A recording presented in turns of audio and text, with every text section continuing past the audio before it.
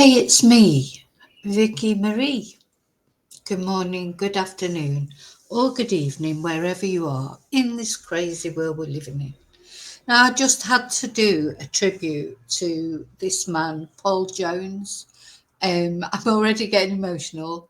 Now, Paul Jones has just died of a brain disease, and Paul is the father of April Jones, who was the little girl that was abducted and red rummed by a very horrible man. I've got a picture of him and I am going to show the photo, but as you'll see, it's not a full photo. But I think I want to look at his eyes.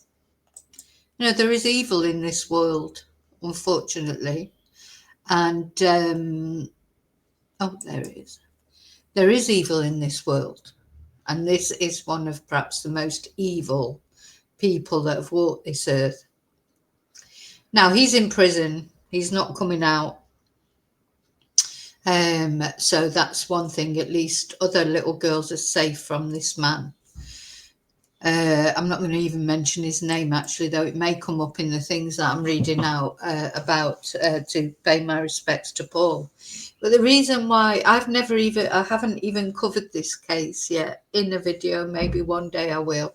You know, I don't really like doing children's cases. This is such a distressing case. But the thing about Paul, even though, you know, I don't know Paul, I've never met Paul. But one thing that struck me years ago when, you know, more or less when it was all happening, going on, or just afterwards, I watched Paul and his wife, April's mum, being interviewed. And Paul said, and it struck me like a ton of bricks because it's an experience that I've had as well, that he knew when April died that he actually felt it physically, like inside him, like a blow. He actually felt that she had passed from this earth. And I have had that experience. And when I heard Paul say that, it just completely floored me because it made me feel that I wasn't mad. Because when I had that experience, you know, you try and sort yourself out of those kind of things. And, you know, unless you talk to somebody else who's had a similar experience, you just think you're losing it.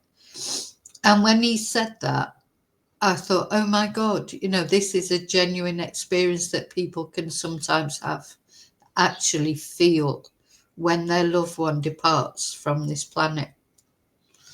So that's when it struck me. And then, of course, since then, that was many years ago. Since then, of course, I'm doing the True Crime channel.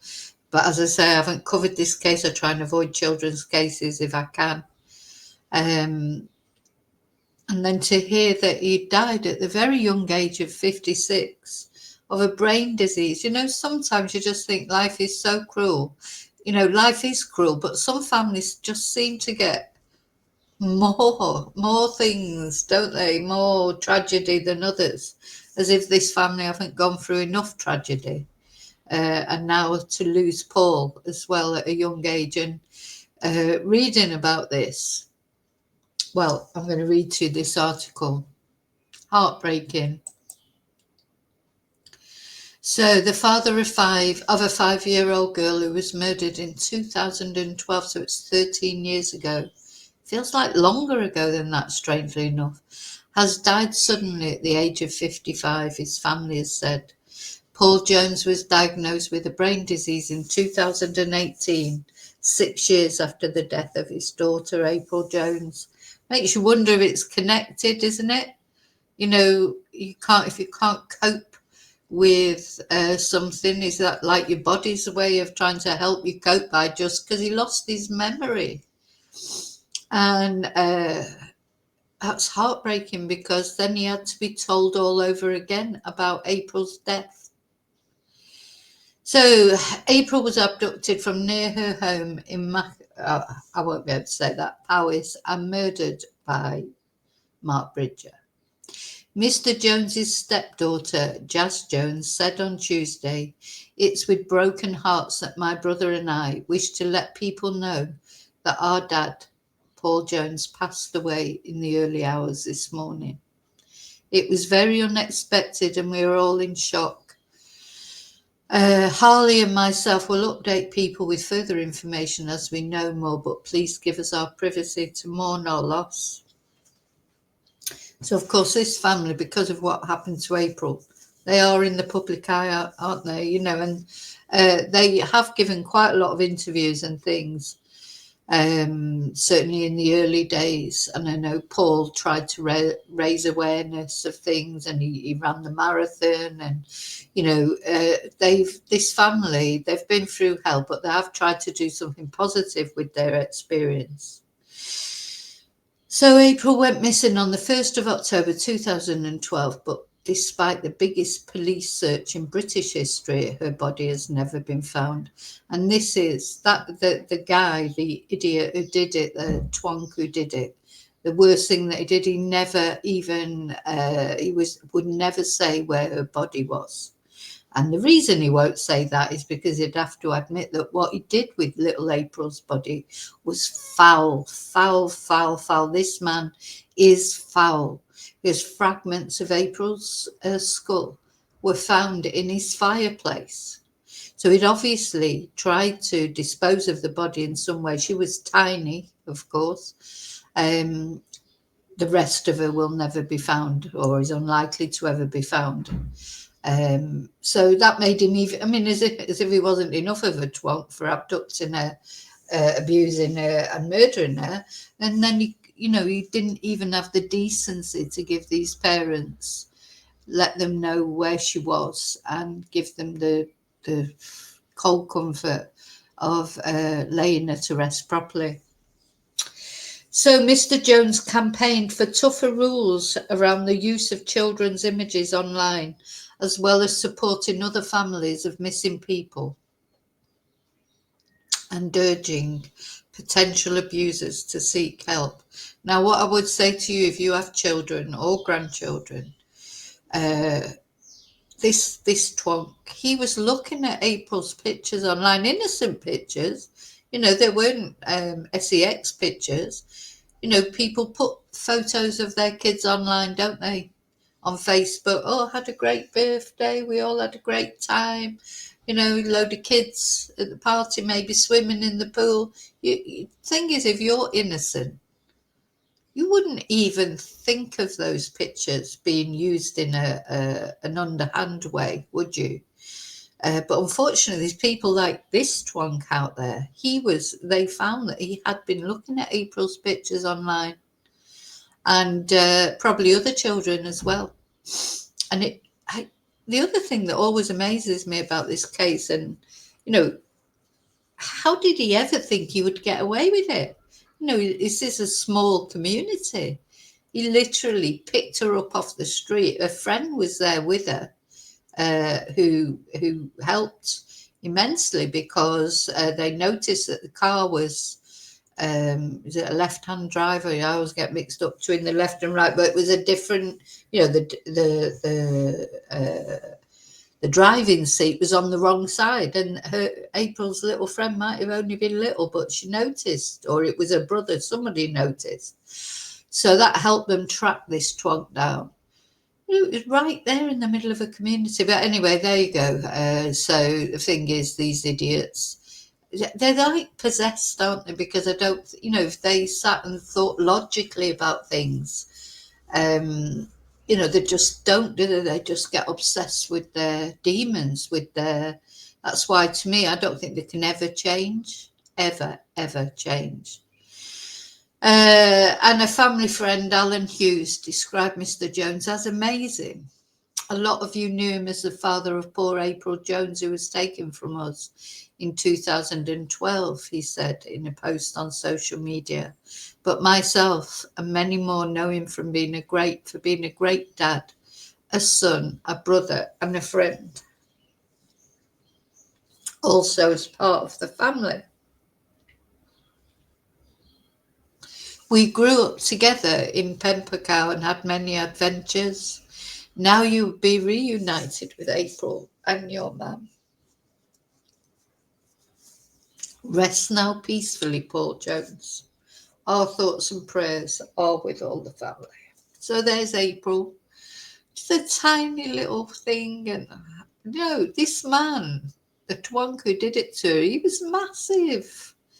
Great big tall guy.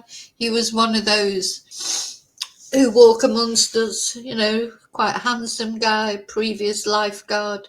He had children, he'd had lots of relationships, and all the time he was harboring all these evil thoughts about children.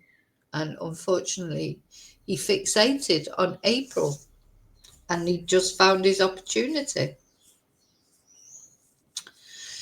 And then Mr. Jones suffered memory loss after contracting the brain condition encephalitis in 2018 and had to learn for a second time of his daughter's death. And April's mother, Coral, told a Sunday newspaper how her husband had recognised the youngster in family photos used to jog his memory. And he asked, "What happened to April?" I had to tell him she was no longer with us and that she'd been killed. He broke down. It was an awful conversation because he was so emotional and it was so hard for me to speak about it. So the twonk, who was convicted of her murder, child abduction and perverting the course of justice, refused to tell police what he had done with her body, although officers did recover fragments of her skull from the fireplace. And the former lifeguard was sentenced to a whole life tariff, meaning he will die behind bars. So that's just one good thing. Just make sure, honestly, the more I cover these cases, the more I start to think, I'm anti the death penalty, but he's just a waste of space, isn't he? You don't even want to think that he's there breathing the same air as anyone, do you? Because,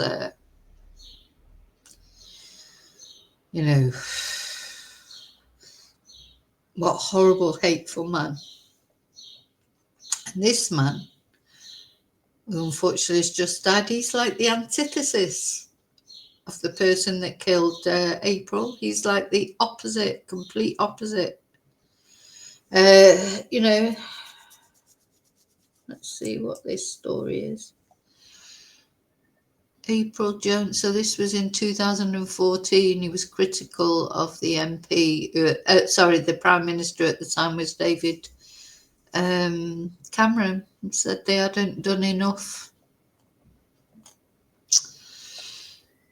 Anyway, there's lots that I could say about Paul, but I think I just wanted to do this tribute. I didn't want it to go past.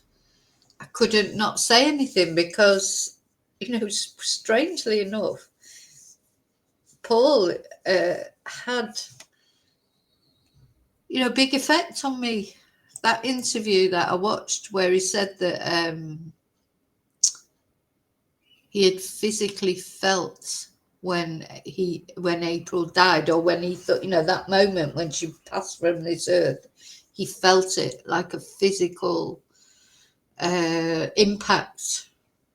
It just struck me because I've experienced that, and I couldn't believe that somebody else had experienced it as well, because I thought I was just like crazy at the time.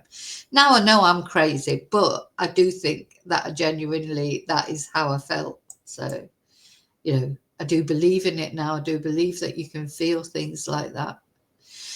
That's Coral, April's mum, with him. What this family have been through. So sad. That's it. Everybody experiences some tragedies in their lives, but some people, some families like this one, just seems to, never end. Anyway, the hope is, of course, that they are together now. I would be lighting a candle right now for both of them, reunited, let's hope, in the next world. all that time he's not seen his daughter. Hopefully now he will be with her. But anyway, thank you for watching. So rest in peace, both Paul and April, together, hopefully, in the next world. Thank you.